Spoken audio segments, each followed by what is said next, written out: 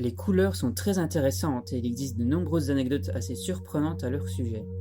Bien que présentes dans notre vie quotidienne, il est assez difficile de dire avec précision ce qu'est une couleur. La notion de couleur est très liée à la notion de lumière. Et comme vu dans l'épisode précédent, la lumière visible est une onde faisant partie du vaste spectre électromagnétique, comprenant de nombreux autres rayonnements.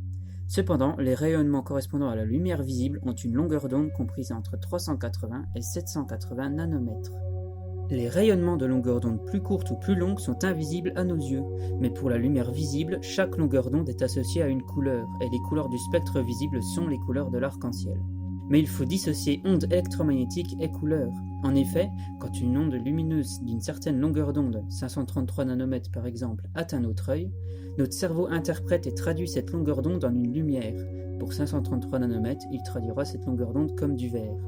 Ainsi, les couleurs ne sont pas une réalité physique, mais une traduction et une interprétation par notre cerveau des longueurs d'onde des différentes ondes lumineuses que nous percevons.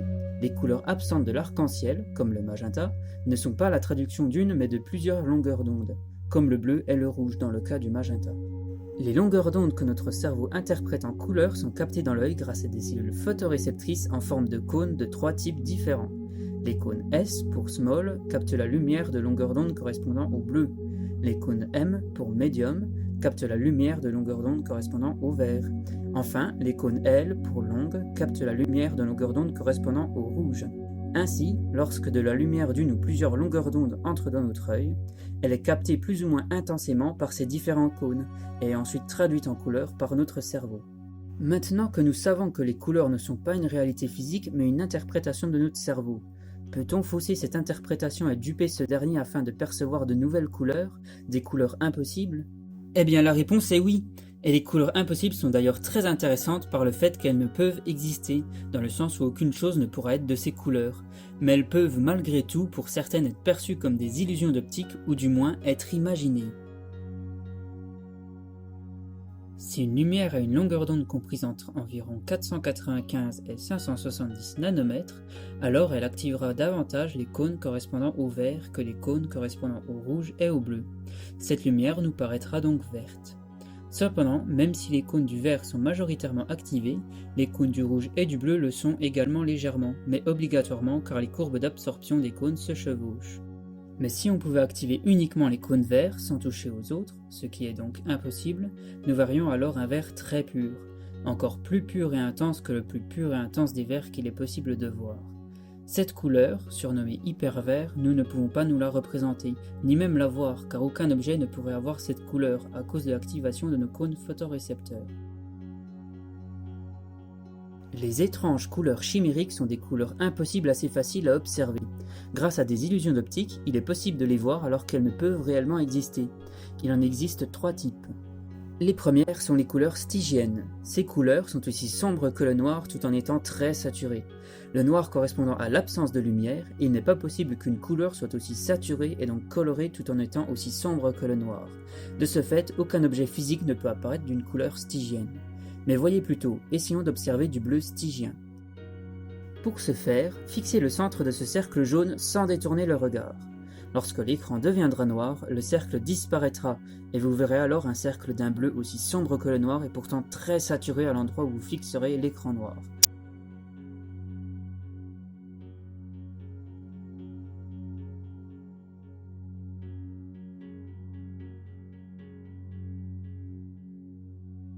Impressionnant, non? Mais comment ça marche? Lorsque vous fixez le cercle jaune pendant un moment, vos cônes verts et rouges sont fortement activés en permanence. Ils sont surstimulés et s'épuisent. Lorsque le cercle disparaît, le cerveau interprète les nouveaux signaux envoyés par les cônes surstimulés en inversant les couleurs. Le bleu étant la couleur complémentaire du jaune, voilà pourquoi vous voyez un bleu très saturé. C'est le principe d'une image rémanente négative. Cependant, l'écran étant devenu noir, le bleu est perçu comme aussi foncé que ce dernier, alors qu'il est très saturé. Les couleurs autolumineuses sont un autre type de couleurs chimériques. Ces couleurs fonctionnent sur le même principe que les précédentes, mais au lieu d'être aussi sombres que le noir, elles semblent plus lumineuses et claires que le blanc, ce qui est tout aussi impossible. Pour observer du rouge autolumineux, fixez le centre du cercle vert. Lorsque ce cercle disparaîtra, vous observerez par rémanescence un cercle rouge. L'écran deviendra blanc et le cercle rouge contre le blanc semblera plus lumineux que ce dernier.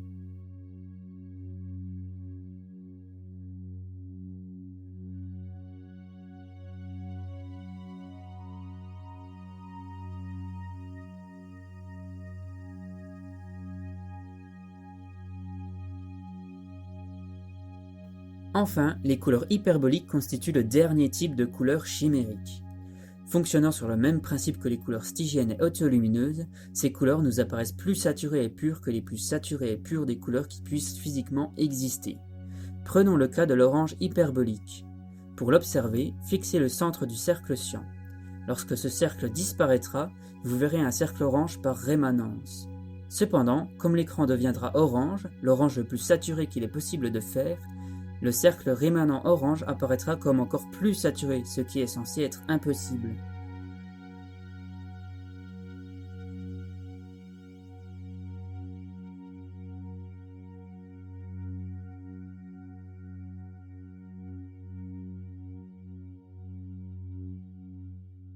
Voyons maintenant une dernière catégorie de couleurs impossibles, les plus étranges et intéressantes, les couleurs interdites.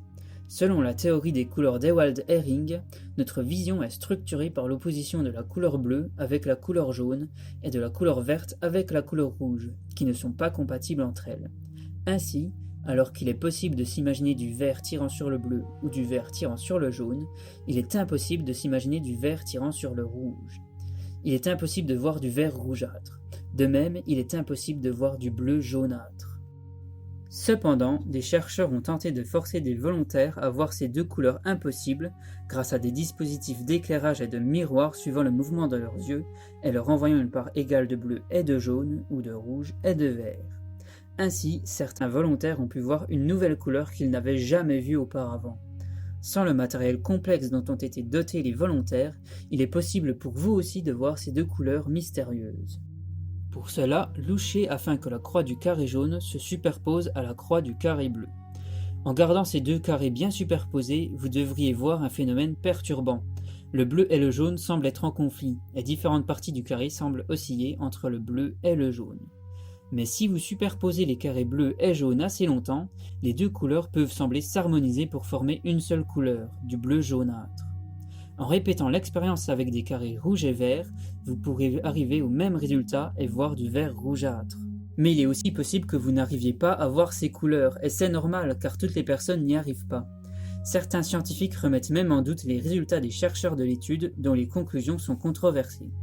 Ainsi, là où certains voient de nouvelles couleurs interdites, d'autres pensent plutôt qu'il pourrait s'agir d'un phénomène de complétion d'images sans que celles-ci soient des couleurs opposées dans notre vision. Si cet épisode vous a plu, n'hésitez pas à le liker et à le partager. Vous pouvez aussi vous abonner pour ne pas rater les prochains épisodes d'Axiomatique. Et moi je vous dis à la prochaine pour une nouvelle vidéo.